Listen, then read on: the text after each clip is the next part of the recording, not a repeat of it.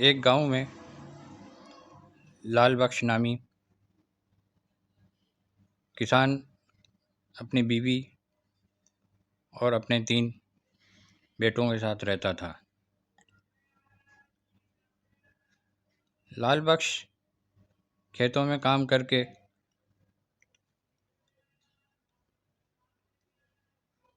اپنے خاندان کی کفالت کرتا تھا۔ اس کے تینوں بیٹے بہت سست تھے۔ وہ سارا دن گھومتے پھرتے رہتے تھے اور اپنے باپ کی کسی کام میں مدد نہیں کرتے تھے۔ ایک دن لال بخش نے اپنی بیوی سے کہا کہ میں کھیتوں میں بہت محنت کرتا ہوں، لیکن میرے مرنے کے بعد ہمارے تینوں بیٹوں کا کیا بنے گا؟ ان تینوں نے تو کبھی محنت نہیں کی، کبھی کھیتوں میں بھی نہیں گئے۔ لال بخش کی بیوی نے اس کو تسلی دیتے ہوئے کہا، تم فکر نہیں کرو، آہستہ آہستہ تینوں بھی کام کرنے لگیں گے۔ ان کے بارے میں سوچ کر اپنی صحت خراب نہ کرو۔ وقت گزرتا گیا، لیکن لال بخش کے بیٹوں نے کوئی کام نہیں کیا۔ ایک دن لال بخش بہت بیمار پڑ گیا۔ وہ کئی دن بیمار رہا۔ اس نے اپنی بیوی سے کہا کہ اپنے تینوں بیٹوں کو بلا کر لے آؤ۔ لال بخش کی بیوی لال بخش کے کہنے پر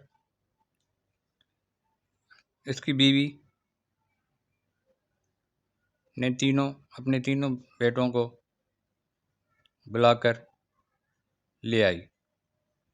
لال بخش نے اپنے تینوں بیٹوں سے کہا کہ لگتا ہے میں زیادہ دن زندہ نہیں رہ سکوں گا۔ میں تمہیں کچھ بتانا چاہتا ہوں۔ میرے بیٹوں، میں نے اپنی زندگی میں جو کچھ بھی کمایا ہے وہ خزانہ اپنے کھیتوں کے نیچے دفن کر کے رکھا ہے۔ میرے جانے کے بعد تم وہ خزانہ نکال کر تم آپس میں تقسیم کر لینا۔ لال بخش کی بات سن کر تینوں بیٹے خوش ہو گئے۔ چند ہی لمحوں میں لال بخش کی موت ہو گئی۔ اس کی موت کے چند دن بعد اس کے تینوں بیٹے کھیت میں جا کر دفن خزانے کو کھودنے لگے۔ تینوں نے مل کر صبح سے شام تک پورا کھیت کھود لیا، لیکن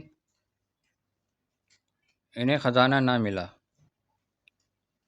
وہ تینوں گھر آئے اور اپنی ماں سے کہا کہ ماں، بابا نے ہم تینوں سے جھوٹ کیوں بولا؟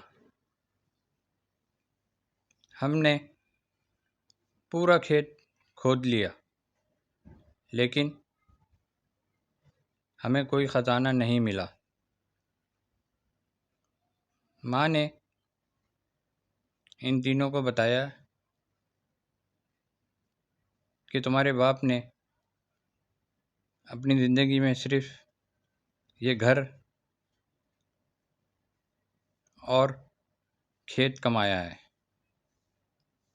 اب تم تینوں نے مل کر کھیت کھود لیا ہے، لہذا اس میں بیج بو دیں۔ تینوں لڑکے اب منافع لے کر اپنی ماں کے پاس واپس آ گئے۔